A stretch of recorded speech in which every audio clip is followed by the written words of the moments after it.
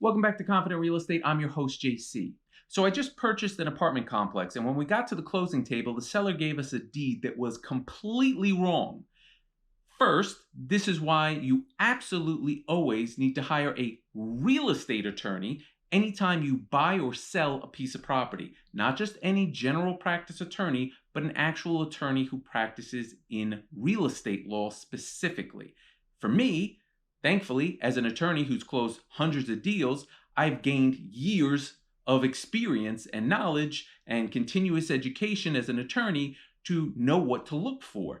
I've closed everything from single family homes and condominiums to shopping malls, office buildings, hotels, and apartment complexes. So I am well aware of what a deed is supposed to look like, and the deed that I wanted for this conveyance of property when we purchased this apartment complex, I knew what I was expecting, and what I was handed at the table was not the right deed.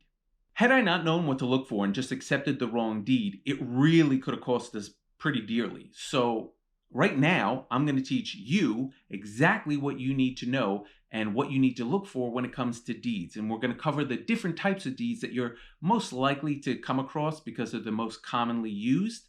And you might find yourself across the table from a seller one day who's a little bit more experienced than you. And I want you to be able to, for lack of a better term, cover your ass. Plus, if you only thought there was one type of deed and all property was conveyed the exact same way, then this video is really going to blow your mind, because you can't even imagine what sellers can legally get away with by the deed they choose to give you when they transfer a property to you. This video could actually save you from a horrible deal and tens of thousands of dollars in loss. And you know what I want from you in return for this free education? Hit that like button for me, please, because it really helps feed the YouTube algorithm, as you've heard before, helps the channel grow, and I'd really appreciate it. And it's free. Who doesn't like free? Now, in my recent scenario, it wasn't like the seller was trying to screw us over. He just wasn't paying attention to the type of deed he gave us and wasn't paying attention to what was actually stated in the contract that we specifically put into the contract to avoid this kind of confusion. Thankfully, we caught it at the closing table. The first issue was that he was giving us a deed that said he was conveying the land to the property. And it should have said, as deeds typically do say, that he was conveying the land and all improvements thereon. An improvement is things like a structure or a building. So he needed to include the land and the building, because that's what we were buying, not just the land underneath the building. We wanted the rights to the building itself. It's a minor technicality, something your attorney should be catching for you, which is why you need a real estate attorney, not just any old attorney. But for myself, as a real estate attorney who's been doing this for over a decade, I knew what to look for. And when I saw the deed, I said, wait a second, buddy. This says you're conveying to me the land. I needed to say the land and all improvements thereon. Then I turned to my title insurance closing agent and said, am I right? And he said, absolutely. And we quickly clarified that and fixed the deed. The other issue was that he was giving us a bargain and sale deed, because that's pretty commonplace in the jurisdiction or area where we were buying the property. But we specifically put language in the contract that said he was going to give us a special warranty deed, not a bargain and sale deed. And I'm going to get into what the difference is and why that's important in this video a little bit later on. But before I do that, we should probably first summarize what a deed actually is and what purpose it serves. And the first deed we're also going to talk about is the most dangerous one that you absolutely need to be on the lookout for, and that's the quitclaim deed. A deed is a legal document that's used to transfer a piece of property from one party to another, and as you now know, there are different types of deeds, and each serves a specific legal purpose based on what's known or unknown about the property that's being transferred. The deed you really need to watch out for is the quitclaim deed, because it offers almost no legal protections for you. It has no representations against liens or other issues, as we call them, encumbrances against the property. So somebody can give you a quitclaim deed for a property and take your money and actually not legally own the property, and you have almost no legal recourse against them. Now, it's still a crime. You could still have them prosecuted and they'd still be facing jail time for fraud, But your civil remedies against them to sue for damages and get your money back, that's going to be severely limited. And that's why you don't want a quitclaim deed. When are these usually used? They're typically used when somebody's transferring property from one family member to another, or in and out of a family trust, things of that nature. Trust and estates transfers. That's probably the most common usage of a quitclaim deed. But if you're on the other side of the table and a seller's telling you, this property, I'm going to give you a quitclaim deed for it, you better be getting it for a bargain basement price. And you better understand everything that it entails. Because if there happens to be a $500,000 tax lien against the property, you now own that too. Warranty deeds. Now, there are two different types of warranty deeds. There's a special warranty deed and a general warranty deed, and each of them comes with different levels of protection for both the seller and the buyer should a problem or defect in the title arise after the seller has transferred the property to the buyer. Let's start with the special warranty deed, which is the type of deed we had asked for when we bought that apartment complex I told you about at the very beginning of this video. Special warranty deed provides specific protections to the buyer for any issue or defect in the title of the property that arises or stems from the period of time when the seller who sold you the property actually owned the property. Now, it's limited in the fact that it is only for any issues that arise during the time period that the seller actually owned the property. You can't go after the seller for an issue that may arise in the chain of title from 50 years before the seller owned the property themselves. That's not really fair, and that's why you have title insurance, which leads me to the perfect segue for the next part of this.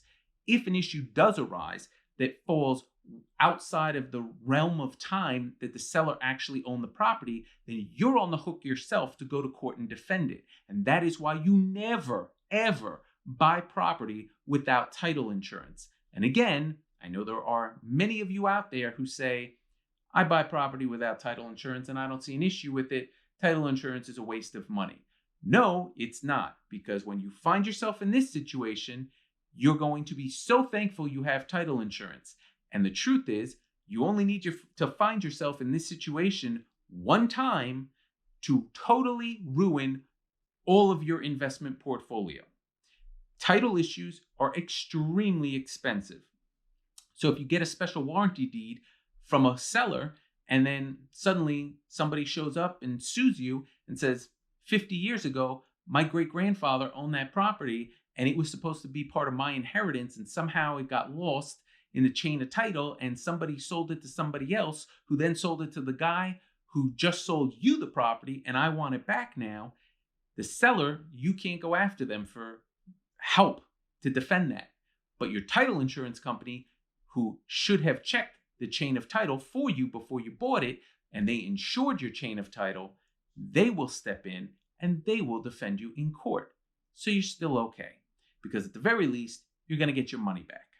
A general warranty deed guarantees that the seller has full right and title and ability to transfer the property to you, and that they will cover you for any type of defect or issue or encumbrance or a lien against the property that arises after you've bought the property for any period in time throughout the existence of the property itself. I don't know any seller that would actually give that to you. I've never seen that happen, specifically in a real estate investing scenario. That seems highly unlikely, but if you can get it, good for you. Still, you got to have title insurance, because if you do get it and the seller doesn't have any money left because they spent the money you gave them when you bought the property and they don't have other assets, well, then you need your title insurance company to step in. You getting the theme here? Get title insurance every time you buy. The bargain and sale deed really doesn't offer you much in the way of legal protections. It's a deed where the seller is representing to you that they legally own the property and are legally allowed to sell you the property, but that's pretty much it. If you find out after you close on the property there's a $500,000 tax lien, then that's your tax lien now, and you've bought a tax lien as well as a piece of property. But at the end of the day, that's why, again, we go and get title insurance, and we have lien searches done as part of our title report and our title insurance process. so that we know about those things. But let's just say the seller happened to have done some upgrades and remodeling to the property, and that's why you bought it, because it's turnkey. You can buy the property, get tenants in, no work for you to do. But they didn't pay the contractor, and now there's what's called a mechanics lien that's been filed on the property, but that lien didn't show up on the lien search because it was just filed, and now you've closed on the property and it suddenly pops up. That's your problem now. Sellers out of pocket, they've left, they've got their money, checks cleared. You cannot go after them under the deed.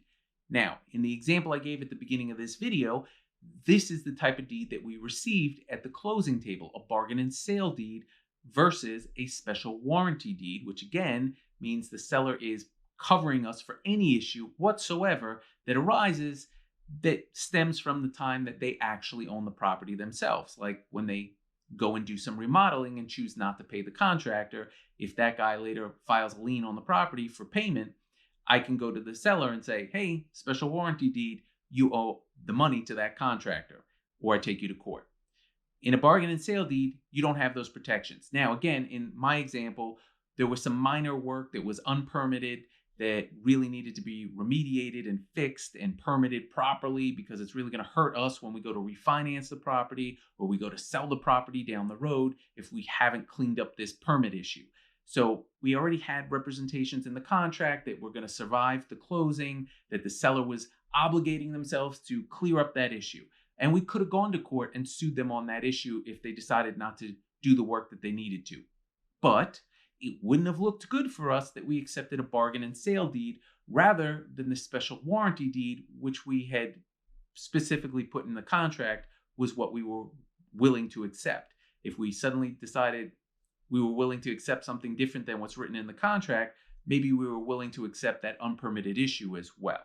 See the problem? There are other types of deeds that are out there, but really the bargain and sale deed, the quitclaim deed, the general warranty deed, and the special warranty deed are the deeds that you're most likely going to come across in your investing career. They're by far the most common deeds, and for the reasons we just elaborated on in this video, it's very important that you understand the differences between them because it matters, and it could come back to bite you if you take the wrong deed at the closing table. As always, I truly appreciate all of you who watch this video, and especially if you are watching right now, that means you made it to the end, and I thank you. If you haven't hit the like button already, please do. Please consider hitting the subscribe button as well, because again, we are trying to grow a channel here. And if you have comments or questions about anything we covered in this video or any of our other videos, please don't hesitate to leave a comment below. And also let us know if there's something you want to see specifically that you want us to cover. Leave that in the comments and we will do our best to accommodate you. Again, I appreciate it. Thank you. Until next time.